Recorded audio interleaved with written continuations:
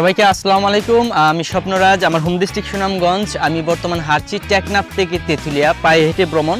তো বর্তমান আছি ফেনীতে, ফেনীর যে রাজা দিঘির পারে আছি। তো এটা হলো আমার 30 দিনের চ্যালেঞ্জ, মানে 30 দিন আমি টেকনাফ থেকে তেঁতুলিয়া হাঁটবো, মানে বাংলাদেশের দীর্ঘতম রাস্তা, প্রায় 1000 কিলোমিটার রাস্তা আমি পায়ে হেঁটে হাঁটবো। আমার স্বপ্ন হলো বিশ্ব ভ্রমণ করা।